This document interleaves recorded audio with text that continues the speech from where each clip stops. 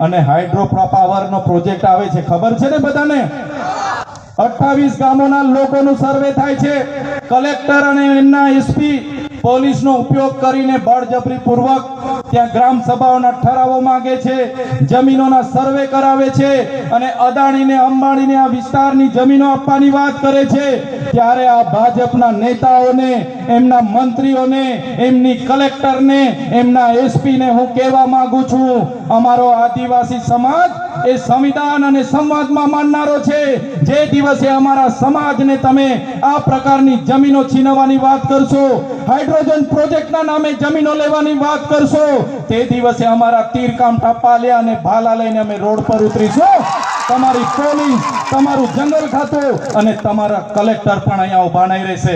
અમે અમારા ઘરમાં આ ભાલા, પાલિયા અને ધારિયા અને તીરકામઠા એ કોઈ શણગાર માટે નથી મૂક્યા. જે દિવસે અમને જરૂર પડશે એ દિવસે ભાલા, પાલિયા, તીરકામઠા લઈને અમે રસ્તામાં બી ઉતરીશું. અમારા લોકો આદિ અનાદિકાળથી આ વિસ્તારના જંગલોમાં રહે છે અને આ જંગલ ખાતાના અધિકારીઓ આવે છે, ડરાવે છે, ધમકાવે છે, મારે છે, ખેડવા નથી દેતા, પાક નુકસાનીને કરે છે, પાક કાઢી નાખે છે. ત્યારે જંગલ ખાતાના અધિકારીઓને પણ કહેવા માંગુ છું, તમારું જંગલ ખાતાનો સંરક્ષણ ધારો અંગ્રેજો દરમિયાન 1862માં બન્યો, તમારું જંગલ ખાતું 1927માં બન્યું. અમારો આદિવાસી આદિ અનાદિકાળથી હજારો વર્ષથી અહીંયા રહી છે. તમારી સરકાર પણ નહોતી, તમારું જંગલ ખાતું પણ નહોતું, તમારું પોલીસ ખાતું પણ નહોતું. એના પહેલા આદિવાસી અને જંગલ અહીંયા હતા અને એ જંગલો અમારા આદિવાસીઓએ સાચવેલા છે. ત્યારે આજના મંચ પરથી જંગલ ખાતાવાળાને પણ કહેવા માંગુ છું, કાન ખોલીને સાંભળી લે. અમારા ખેડૂતોના બાકી પેન્ડિંગ દાવાઓ છે, તાત્કાલિક ધોરણે મંજૂર કરી દે. જેટલા પણ અમારા ખેડૂતો જંગલની જમીન ખેડે છે એમને હેરાન કરવાનું બંધ કરી દે. નહીં તો જે દિવસે અમે આ રસ્તા પર ઉતરીશું ને તે દિવસે તમારું જંગલ ખાતું પણ અહીંયા નજરે નથી પડવાનું.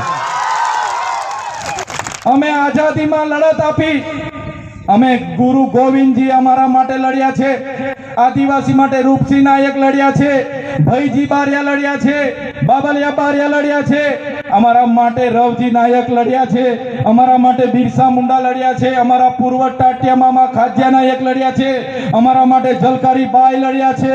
જે પણ આઝાદીના લડતમાં અમારું યોગદાન હતું, આઝાદી પછી પણ અમારું યોગદાન એટલું બધું છે.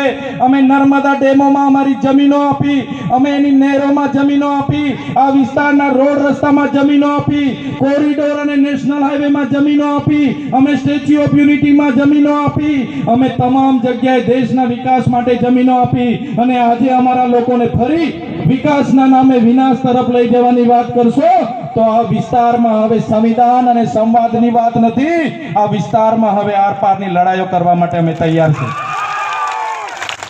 જે દિવસે જરૂર પડશે અમે અમારા ઓજારો સાથે ગાંધીનગર તરફ પણ કૂચ કરીશું અને અમને જરૂર પડશે એ દિવસે ગાંધીનગરમાં નેપાળવાડી કરવા માટે પણ અમારી તૈયારી છે.